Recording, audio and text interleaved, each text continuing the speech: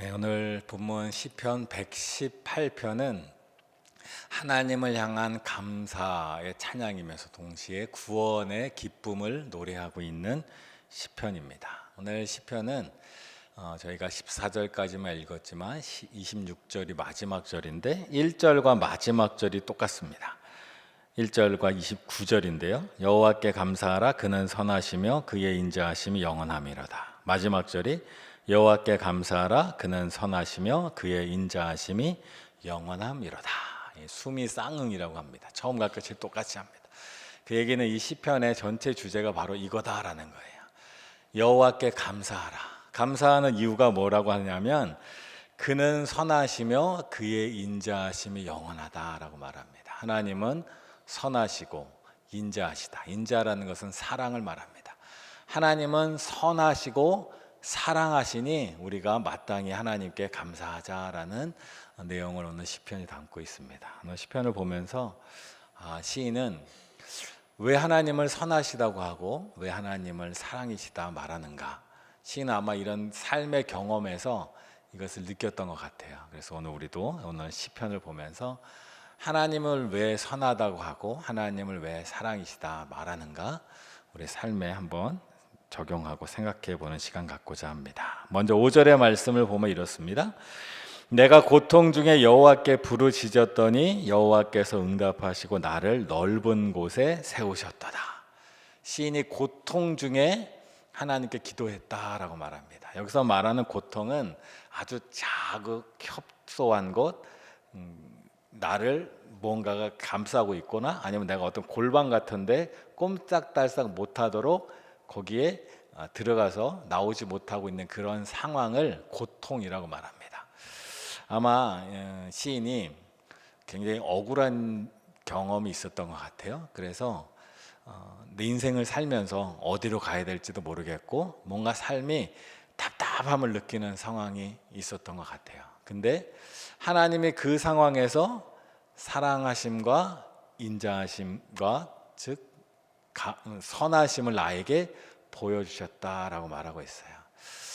우리도 살면서 때로는 내가 하지 않는 일로 인하여 오해받을 때도 있고 내가 믿었던 사람으로부터 배신당할 때도 있고 그럴 때가 있죠. 성경에도 이런 경우가 참 많습니다. 대표적인 예가 다윗입니다. 다윗은 사울 왕에게 충성스러운 신하였어요. 장군이었고 사울 왕이 아무리 어려운 곳을 위험한 곳을 보내도 반발하지 않고 즉시로 순종하고 가서 또 그 어려운 임무를 다 해내기도 하고, 그래서 사울 왕은 다윗을 자신의 사위로 삼았습니다. 왕의 가장 충성스러운 신하이면서 장군이었고 왕의 사위까지 된 사람이 왕으로부터 죽을 위협과 또 죽음의 추적을 당하는 상황이 됐어요. 아마 이럴 때 다윗은 굉장히 많은 답답함과 억울함을 느꼈을 것 같아요. 성경도 그래서 그런지 다윗을 피난 갈 때 항상 광야 또는 굴 이런 곳으로 피난 갔다 말하는데 사무엘상서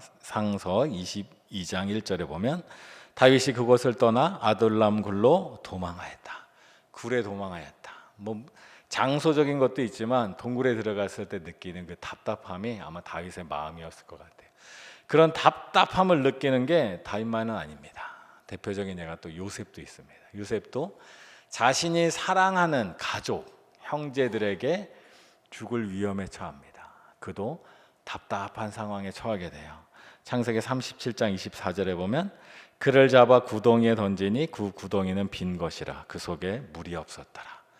형들이 자신을 구덩이에 던져 넣었어요. 그것을 빠져나올 수 없는 깊은 웅덩이에 던져 넣었어요. 그리고 요셉은 그곳에서 겨우 빠져나왔지만 애굽으로 노예로 팔려갔습니다. 그리고 그곳에서 보디발이라는 아주 인심 좋은 주인을 만났습니다. 그에게 충성하여서 보디발은 요셉을 인정하였고 가정의 모든 일을 맡는 총무로 맡겨줬어요. 그런데 그 보디발의 아내로 인하여 억울한 일을 당합니다. 창세기 40장 3절 그들을 친위대장의 집안에 있는 옥에 가더니 곧 요셉이 갇힌 곳이라. 바로 요셉이 갇힌 그 감옥, 요셉이 그 감옥에 갇혀 있는 바로 그곳. 요셉은 형들로부터 죽음의 위협을 받으며 웅덩이에 던져진 답답한 상황에 당했고, 또 자기가 믿었던 의지하였던 보디발이라는 사람에게 오해를 받아서 그 때문에 감옥에 갇힌 일들이 바로 요셉의 삶에 나타난다는 거예요. 얼마나 답답하고 힘듭니까? 이삭도 이런 일들을 경험하였습니다. 이삭이 그랄이라는 땅으로 이사 가서 거기서 이제 아버지 돌아가신 후에 가정을 일구고 사는데, 그랄에 살고 있는 블레셋 왕 아비멜렉, 그 지역의 왕이 이삭에게 너 살고 싶은 곳에 가서 살아라. 여기서 마음대로 자유롭게 살아라. 그래서 그곳에서 아버지 아브라함이 팠던 우물을 다시 파고 그 우물물에서 나온 물로 가축을 기르고 농사를 하고, 그래서 거부가 되었다라고 성경은 말합니다. 그런데 그 이삭이 다른 사람에게 해코지 않아야 하였고 성실하게 자기의 삶을 성실하게 한 그 이삭이 많은 수익을 얻자 그랄에 살고 있던 사람들이 이삭을 쫓아냅니다. 2번이나. 그 이야기가 창세기 26장에 나오는데, 마지막 갔던 곳을 성경이 이렇게 말해요. 이삭이 거기서 옮겨 다른 우물을 팠더니 그들이 다투지 아니하였으므로 그 이름을 르호봇이라 하여 이르되, 이제는 여호와께서 우리를 위하여 넓게 하셨으니 이 땅에서 우리가 번성하리로다 하였더라. 이삭이 먼저 우물을 팠는데 그것을 에색이라고 그래. 에색이라는 뜻 다툼입니다. 이삭은 성실하게 살았고 열심히 살았는데 이삭이 잘 되는 것 때문에 이웃이 질투하고 이삭과 다툼이 일으켜 이삭을 쫓아냈어요. 그 다음에 나아간 곳이 신나라는 우물인데, 신나에서도 대적함이라는 뜻입니다. 그들이 이삭을 향하여 아주 편치 않은 눈으로 바라보며 이삭을 공격합니다. 그리고 또 한 번 옮겼어요. 그때마다 이삭은 그들에게 저항하지 않았어요. 그들이 내쫓으면 내쫓기는 대로 계속 갔어요. 마음이 얼마나 답답했을까요? 그곳에서 어떻게 살 수 있을까요? 이웃이라고 하는 사람들이 자기가 잘 되는 것을 보면 배 아픈 것으로 끝나는 게 아니라 자기를 쫓아내게 해서 내가 일궈놓은 우물, 내가 일궈놓은 땅, 그 모든 것을 다 빼앗기고 쫓겨다니고. 근데 결국 하나님이 이 이삭에게 허락하신 우물, 마지막 우물이 바로 르호봇, 넓은 땅, 장소가 넓음이란 뜻이에요. 오늘 시편도 마찬가지예요. 하나님이 답답하 있는 나에게 넓은 곳을 허락해 주셨다라고 말해요. 이 사람에게 자신이 잘못한 일이 아니라 억울한 상황들, 오해받는 상황들, 사람들이 나를 외면하고 있는 이 외로운 상황들 속에서 마음이 쪼그라들고 마음이 답답하고 한숨만 나오는 이 상황에서 하나님이 르호봇과 같이 넓은 곳으로 나를 이끌어 주셨다라는 것이 오늘 시편의 고백입니다. 그것이 바로 오늘 시인이 하나님이 선하시고 하나님이 우리를 사랑하시는 것을 경험한 장소예요. 어떻게 시인은 그것을 경험하였는가? 시인은 이렇게 말합니다. 6절과 7절입니다. 여호와는 내 편이시라. 내가 두려워하지 아니하리니 사람이 내게 어찌할까? 여호와께서 내 편이 돼서 나를 돕는 자들 중에 계시니 그러므로 나를 미워하는 자들에게 보응하시는 것을 내가 버리려다. 하나님이 내 편이라는 것을 시인이 느낀 거예요. 세상 사람들은 다 외면하는데 내가 힘들게 어렵게 너무 힘들어서 찾아갔는데 그분은 날 도울 줄 알았던데 나를 도와주지 않고 내가 가장 어려울 때 나를 외면하고, 그리고 그분은 나를 믿어줄 줄 알았는데 그분도 똑같이 다른 사람들처럼 나를 오해하고 나에 대해서 나쁜 말을 하고 얼마나 마음이 답답해요. 근데 그때 나의 편이 되어주는 분이 계셨어요. 그분이 바로 하나님이시라는 거예요. 그때 시인은 하나님이 나를 이렇게 사랑하시는구나, 하나님이 나를 이렇게 돌봐주시는 하나님의 선하심을 경험한 거예요. 그러면 시인이 노래하는 거예요. 세상 사람들이 다 나를 버려도 결코 나를 버리지 않는 분이 하나님이시구나라는 것을 시인이 깨달았다는 거예요. 여러분도 삶을 살다 보면 우리는 오해받을 수도 있고 사람들로부터 이해받지 못할 때도 있어요. 해명을 하면 해명을 할수록 더 문제가 꼬이고, 사람들이 한번 나에 대해서 나쁜 감정을 품기 시작하면 어떤 행동을 해도 그 사람에겐 나의 행동과 말이 다 나쁘게 보이기 때문에 해명해도 소용이 없어요. 그럴 때 외롭고 힘들 때 하나님을 찾으십시오. 그때 하나님이 내가 너와 함께한다, 나는 너를 안다, 나는 너와 함께한다. 근데 여기 6, 7절에 보면 놀라운 고백이 있는데 7절을 다시 한번 보면 여호와께서 내 편이 돼서 나를 돕는 자들 중에 계시니라고 말해요. 시인은 처음에 아마 아무도 나의 편이 아니다고 생각할 때 하나님이 나의 편이 되신 것을 경험하였어요. 아마 응답을 받았던 것 같아요, 마음에. 근데 그러고 나서 있어 봤더니 하나님뿐이 아니라 하나님이 함께 나와 함께 있도록 해준 사람들이 옆에 있는 것을 경험하는 거예요. 그게 바로 하나님이 우리를 돌보시는 마음이라는 거예요. 그래서 교회 공동체가 아름다워지는 것은 바로 나의 편이 되어주는 사람들이 많을 때예요. 하나님은 우리의 편이 되어주시고 우리의 편이 되어주도록 주변에 사람들을 보내주십니다. 다윗이 왕이 나를 싫어하고 왕이 나를 미워하고 왕이 나를 죽이려 할 때 그 누구도 다윗을 도와줄 수 없어. 그 나라에서는 왕이 죽이겠다고 하는 사람을 도와주는 것은 왕에게 반역하는 일이에요. 왕에게 이미 미움받은 사람들 외에는 도와줄 수 없어요. 그 중에 근데 유일한 사람이 있었는데 그게 바로 요나단이라는 사람이에요. 왕의 아들. 그런 사람들을 하나님 우리에게 보내주셨다는 거예요. 우리가 인생을 살면서 이런 사람들이 우리에게 굉장히 필요한 사람들입니다. 하나님 우리에게 붙여준 사람들. 삶에서 예기치 못한 어려움을 만났을 때 도움을 청할 수 있는 사람들. 옛날 사람들이 말하기를 먼 길 떠날 때 처자식 맡겨두고 갈 수 있는 친구가 있으면 인생 잘 사는 거라 말해요. 나의 가족들을 의탁할 수 있는 그런 사람들이 있는 사람이 하나님이 내 편 되어줄 때 하나님이 내 편 되어주도록 나에게 보내주신 사람들이라고요. 그런 분들이 있는 것이 참 좋습니다. 지난주에 오늘 정동석 집사님도 와 계시지만 우리 양종욱 집사님이 갑자기 하나님의 부르심을 받았잖아요. 장례식도 뭐 유가족들에 의해서 조촐하게 아주 가족들끼리 아주 기억하면서 보냈는데 교회에서 입관 예배를 갔어요. 뭐 10여 명 정도 가서 입관 예배를 드리는데 보통 입관 예배는 이제 빈소에서 따로 하는데 이번에는 고인이 이제 관에 계실 때 같이 삥 둘러서 함께 예배를 드렸어요.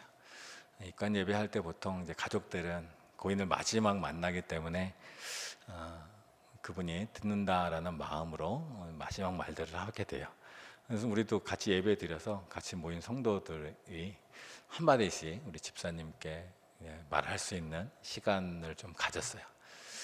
그때 이제 여러분들이 이제 다 이제 뭐 눈물바다죠. 다 이제 엊그제까지만 하더라도 지지난주만 해도 얼굴 보고 얘기했던 분들인데 그런 이야기들을 나누면서 이야기는 두 가지예요.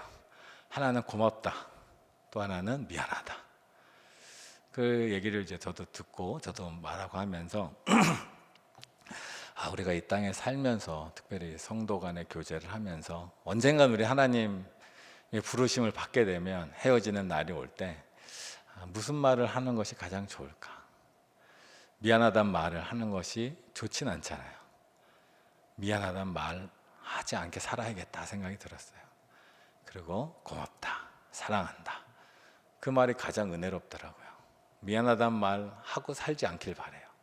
우리가 누군가와 헤어질 때 그동안 미안했어요 이런 말 하지 않고 사랑합니다, 고마웠어요 말하는 게 가장 아름다운 이별의 모습이 아닌가 싶어요. 슬픈 상황이지만 그래도 그 마음들을 가지고 있는 게 참 좋을 것 같아요. 그래서 우리가 누군가에게 미안하고자 하면 한없이 미안하겠죠. 그 사람에게 더 내가 사랑하지 못했지만. 그러나 우리 각자의 삶이 있으니까 주 안에서 우리가 사랑하고 주 안에서 서로를 격려하고 위로하고 다른 사람들은 다 당신을 외면해도 나만은 당신 편이 되어줄게요 할 수 있다면 미안하지 않겠죠. 그 사람이 어려워할 때 나도 외면하고 있다가 나중에 이별하게 될 때 돌이켜보니 내가 그때 당신에게 미안했어요 이런 말 하지 않고 당신을 사랑했고 당신 고마웠고 이런 아름다운 추억이 있다 얘기하는 게 참 아름답 거다 같은 생각이 들어요. 그래서 사람을 바라보는 시선도 우리가 좀 바뀔 필요가 있다. 그리고 하나님이 우리에게 지금 내 편이 되어주시고 계시다 하잖아요. 그리고 너희 편이 되도록 하나님이 좋은 사람들을 붙여주신다 하시잖아요. 그러니까 우리가 하나님 편이 되어서 누군가의 편이 되어주고 하나님과 함께 그런 인생을 사는 것이 하나님이 우리에게 주시는 선하심과 사랑하심이에요. 하나님이 이렇게 우리에게 선을 행하시고 우리에게 이렇게 사랑을 베푸신다면 우리가 그 하나님과 함께 그 선함에 그 사랑함에 함께 동참하는 것이 아름다운 일입니다. 그리고 하나님께서 오늘 시인을 통하여 우리에게 두 번째, 하나님 어떻게 선하신가, 또 하나님 우리를 어떻게 사랑하셨나 말씀하시는데 10절입니다. 문나라가 나를 애워쌌으니 내가 여호와의 이름으로 그들을 끊으리로다. 문나라가 나를 애워쌌다. 이거 아까 이 답답한 건 좀 달라요. 문맥상 보면 문나라가 애워싼다는 건 문나라가 나를 향하여 굉장히 공격적으로 나오냐. 아까도 물론 공격적인 게 있었지만 이것은 좀 더 악의적이고 좀 더 날 위협적인 행동을 하는 거예요. 근데 이 문맥을 잘 보면 문나라가 날 외워싸는 이유가 있어요. 아까는 애매하게 억울한 상황이에요. 근데 지금은 그 원인이 나에게도 있다는 거예요. 내가 뭔가 잘못했어요. 그것을 인하여 사람들이 나를 향하여 원망을 가지고 나를 향하여 공격적인 태도를 취하는 거예요. 신앙생활에도 이런 때가 있어요. 우리가 항상 옳지는 않아요. 우리도 말실수도 하고 행동 실수도 하고 허물도 있고 죄를 저지를 때가 있어요. 그래서 누군가에게 원한을 살 때도 있고 누군가 미움을 살 때도 있어요. 그것이 억울할 때도 있지만 억울하지 않을 때도 참 많아요. 성경에도 그런 사람들 있죠. 다윗도 마찬가지예요. 다윗도 살면서 하나님 앞에 참 아름다운 모습도 있지만 죄의 모습도 있어요. 다윗의 대표적인 죄는 바로 충신 우리아를 죽이고 그의 아내 밧세바를 취한 일. 그 일로 인하여 사무엘하 12장 10절에 보면 이제 내가 나를 업신여기고 햇사람 우리아의 아내를 빼앗아 내 아내로 삼았은즉 칼이 내 집에서 영원토록 떠나지 아니하리라 하셨고, 칼이 내 집에서 영원히 떠나지 않겠다. 이게 에워싸는 거예요 지금. 그래서 다윗은 이후에 자기 자녀들 간에 불미스러운 일도 일어나고 자기 아들이 다른 아들을 죽이는 일이 일어나고 또 심지어 아들이 반역을 일으켜서 나라를 빼앗으려고 자기를 죽이려고 하는 일까지 일어난 거예요. 그런 애워싸움의 일들이 일어나고 있단 말이죠. 근데 여기에서 어떻게 하나님의 선하심을 느낄 수 있을까? 또 이런 애워싸움을 당한 사람 중에 하나가 야곱이에요. 야곱의 고난의 핵심은 자기 자신에게 있어요. 원인이 대부분. 야곱이 나중에 늙어서 애굽에서 바로 앞에서 고백하는 말은 유명하죠. 창세기 47장 9절. 우리 조상의 나그네 길에 연조에 미치지 못한 험악한 세월을 보내었나이다. 야곱이 왜 험악한 세월을 보냈어요? 원인이 어디 있어요? 자기 자신에게 있죠. 아버지를 속이고 형을 속이고 그 형이 자기를 향한 분노를 품고 있는 걸 피해서 도망가는데 광야를 지나서 삼촌 라반이 있는 집까지 갑니다. 고대 사회 지금도 그렇지만 광야길은 절대 혼자 가서는 안 돼요. 광야는 날씨의 위험도 있지만 맹수의 위험도 있고요, 도둑의 위험도 있습니다. 혼자 가는 사람은 거의 99% 죽습니다, 광야를. 근데 야곱은 그 길을 혼자 가요. 혼자 갈 수밖에 없어요. 아무도 그와 동행할 수가 없는 상황. 그 위협 속에서 애와 두려움 속에서 야곱은 홀로 길을 갑니다. 또 삼촌 라반의 집에서 삼촌을 속였다가 그것이 들통나서 야반도주를 했는데 삼촌과 자기 사촌 형제들이 죽이려고 무리를 지어서 따라오고 밤중에 만나는, 항상 칼의 위협 속에 있죠. 또 에서가 자기가 야곱이 돌아온다는 걸 알고 400명이나 되는 군사들을 이끌고 사실 야곱을 죽이러 찾아오는 그런 상황이 항상 야곱에 있어서 야곱이 내 인생이 험하였다라고 말해요. 그의 인생의 대부분의 험난한 이유는 바로 자기 자신에게 있어요. 다윗도 밧세바의 사건 때문에 그런 일들이 자기에게 일어나고 있는 거고, 야곱도 자기 잘못 때문에 자기의 그런 일이 일어나는 거예요. 근데 여기에 하나님의 선하심과 사랑하심이 여기에도 있다라는 거예요. 신이 그걸 안 거예요. 자신도 자신의 잘못 때문에 사람들로부터 미움을 받고 애워싸고 그런 위협 속에 있는 거예요. 근데 놀라운 하나님의 은혜를 신이 경험합니다. 17절에 내가 죽지 않고 살아서 여호와께서 하시는 일을 선포하리라. 하나님이 나를 죽지 않고 살게 해 주셨다라는 거예요. 성경에서 죽는다는 것은 하나님과의 단절입니다. 내가 비록 다윗처럼 살인을 저지르고 간음을 저지르고 이 큰 죄악을 저질렀는데 하나님이 다윗을 죽이지 않았다는 것은 하나님이 다윗을 버리지 않았다는 거예요. 야곱이 형을 속이고 아버지를 속이고 삼촌을 속이고 형의 분노를 삼아서 죽을 지경에 이르렀지만 죽지 않았다라는 것은 하나님과의 관계가 끊어지지 않았다는 거예요. 이것이 바로 시인이 경험한 하나님의 선하심과 사랑이에요. 사무엘하 12장 13절에 다윗이 나단에게 이르되 내가 여호와께 죄를 범하였노라 하매 나단이 다윗에게 말하되 여호와께서도 당신의 죄를 사하셨나니 당신이 죽지 아니하려니와.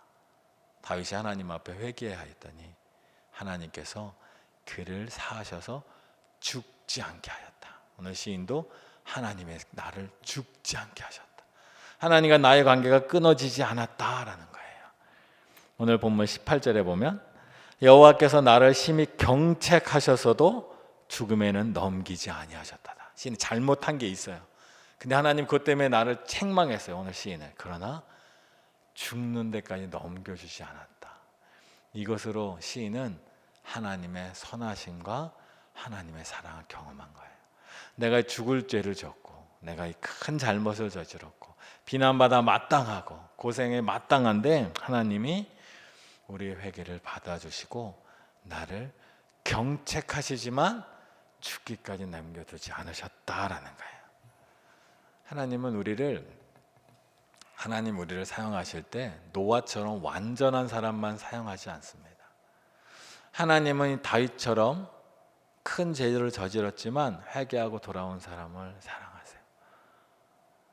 또 우리가 성경에서 읽어서 알지만 이 밧세바라는 여인을 통하여 태어난 솔로몬이 다윗을 잇는 왕이 되잖아요.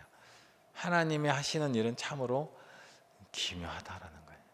하나님께서는 그 야곱을 자신의 그 잘못, 욕심, 버리지 못하는 그 욕심 때문에 끊임없이 사람들과 갈등을 일으키고 사람들 것을 정당한 방법이 아니라 이상한 방법으로 빼앗아서 스스로 험한 인생을 살은 그 야곱을 통하여 그의 12 아들을 이스라엘의 12지파의 뿌리가 되게 하시는 것이 바로 하나님의 은혜라는 거예요. 그래서 하나님은 우리의 온전함도 중요하지만 우리의 회개함을 더 귀하게 여기시는 분이라는 거예요. 그래서 하나님 우리에게 회개할 기회를 주시고 우리는 다시 그 일어설 기회를 갖는 것. 그래서 베드로가 예수님을 3번이나 부인하지만 예수님은 다시 베드로에게 기회를 주신다는 거죠. 그래서 우리가 그곳에서 하나님의 사랑과 하나님의 선하심을 경험하는 거예요. 그래서 우리 또한 예수님께서 우리에게 원하시는 것이 우리가 우리 죄를 용서한 것 같이라고 말하는 거예요. 너희는 이웃을 몇 번이나 용서하냐? 70번씩 70번이라도 용서해라. 용서하고 기회를 주어라. 회개하는 자에겐 기회를 주는 것이 바로 하나님의 뜻이라는 거예요.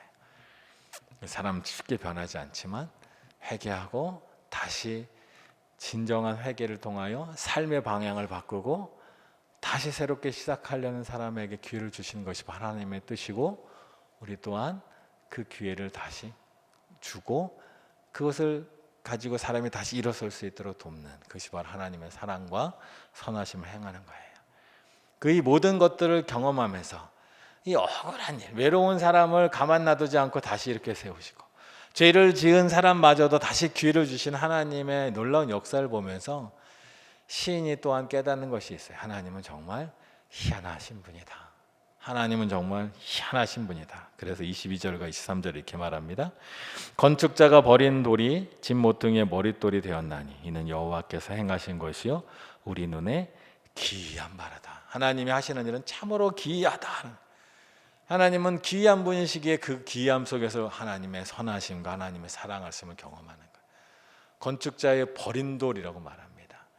모퉁이돌, 머릿돌이라고 말하죠. 이렇게 옛날 건물 이렇게 도명식으로 지을 때 건물 일반적인 벽을 지을 때는 네모 반듯하게 잘 잘라야 됩니다. 성지순례를 가보시면 예루살렘에 가면 헤롯 시대에 지은 성벽이 지금도 남아 있는데 바늘 하나도 들어가지 않을 정도로 완벽하게 밀착돼서 벽돌이 잘 쌓여져 있습니다. 근데 이 사진에 있는 것처럼 돔의 문을 만들 때는 그 네모 반듯한 돌로는 문을 절대 이렇게 만들 수가 없어요. 가운데 머릿돌은 모양이 잘라져 있습니다. 인부들이 아마 돌을 자를 때 실수해서 비껴 잘라서 각도가 안 나온 돌들. 인부들은 야 이거 실패작이다 버리려고 했지만 건축자는 버리지 않아요. 왜냐하면 다 쓸모가 있으니까. 단순한 노동자든 인부들은 알지 못하지만 네모 반듯하고 바른 것만을 찾지만, 건축자는 이 삐그러지고 또 이 어긋나고 이 모양 이상한 것도 결국 쓸모가 있다는 걸 너무 잘 아시는데, 하나님은 우리를 그렇게 사용하신다는 거예요. 그래서 하나님은 우리 자신이 어떠한 능력이 있는가를 하나님은 보지 않으시는 것 같아요. 우리가 하나님을 얼마나 의지하고 하나님의 뜻대로 사는 걸 보시는 것 같아요. 그래서 성경에 보면 많은 성경에 나오는 인물들이 정말로 우리가 생각하는 것처럼 스펙도 좋고 외모도 근사하고 뭐 성품도 좋고 이런 사람은 없습니다. 아예 없습니다. 이상한 사람들. 그 당시 사람들에게는 정말 또라이 같다고 생각하는 사람. 노아 얼마나 또라이 같아요. 산 위에다 배를 만들고 있잖아요. 아브람도 이상하잖아요. 아니 남들처럼 안 살고 왜 갑자기 집을 나서고 막 가출을 하고 막 타입도 이상하고 다 이상해요, 사람들이 보면. 근데 지나고 나면 바로 그 이상한 사람들의 삶 속에서 하나님의 놀라운 일들을 해가신, 그러니까 하나님이 하시는 일 참 기이하다, 희한하다. 여러분 인생도 돌아보면 우리의 계획과 하나님의 계획이 안 맞을 때가 거의 대부분이잖아요.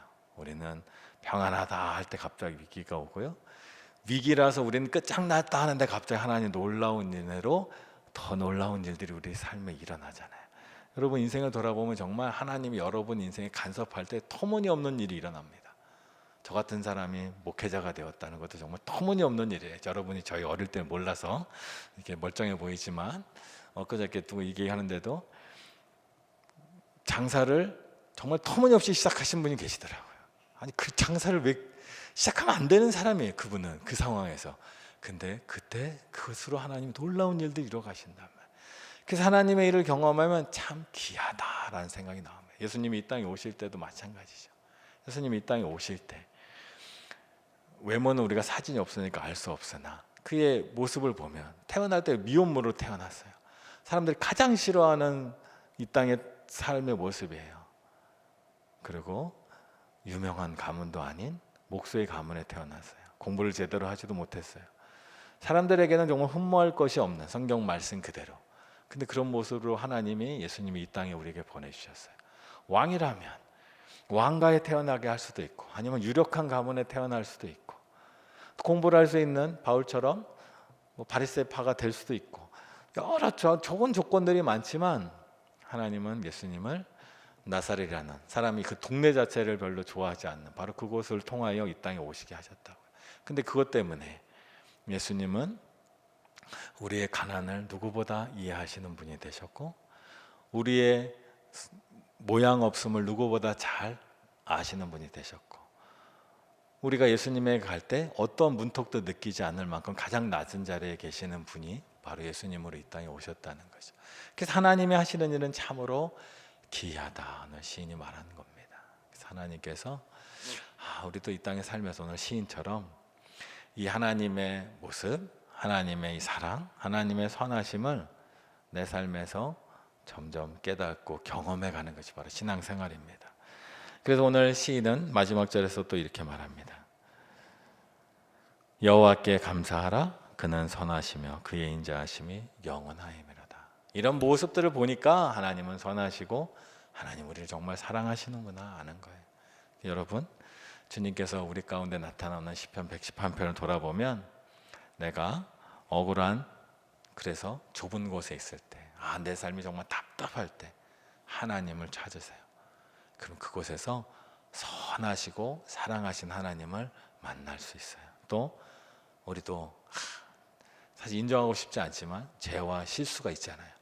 그럴 때도 하나님 찾으세요. 사람들이 날 막 공격할 때, 지렁이도 밟으면 꿈틀하는 그런 인생이 아니라 정말로 그 가운데서도 하나님을 찾으면 하나님 경험합니다. 그리고 기이한 일을 행하신 하나님, 내가 너무 무능하고 내가 허물이 너무 많고 난 자격이 없다 느낄 때 하나님을 찾으세요. 예수님이 이 땅에 정말로 구원자로서는 자격 없는 자리에 자격 없는 모습으로 자격 없는 성장을 하셔서 구원자의 모습으로 나타나신 것처럼 우리 삶을 이뤄가시는 거예요. 이게 바로 하나님이에요. 이걸 경험하면 우리는 하나님은 사랑이시다 고백하지 않을 수 없어요.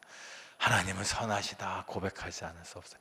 하나님께 감사하다 고백하지 않을 수 없는 거예요. 우리도 오늘 말씀을 통하여 또 우리의 삶을 한 번씩 돌아보면서 주의 선하심을, 주의 인자하심을 감사하고 또 주님이 주시는 은혜와 기쁨 안에 사는 우리가 되기를 간절히 축원합니다. 우리 이 시간 우리 말씀을 생각하며 함께 기도할 텐데 이러한 제목으로 기도하기 원합니다. 좁은 곳, 답답한 그곳에서 하나님을 신뢰하고 그 신뢰함을 통하여 르호보암과 같이 주님이 나의 편이라는 걸 아는 순간 우리의 마음이 답답함을 벗어나서 넓은 곳으로 나아가게 될 것입니다. 또 우리를 살리시는 은혜, 결코 우리를 죄 가운데서도 우리를 죽도록 놔두지 않으시는 살리시는 은혜와 또 하나님 앞에서 회개하고 삶의 방향을 바꾸고 다시 기회를 얻고 나아가는 그런 믿음의 공동체가 될 수 있도록, 우리의 삶이 될 수 있도록 우리 함께 기도하겠습니다. 다 같이 기도합니다.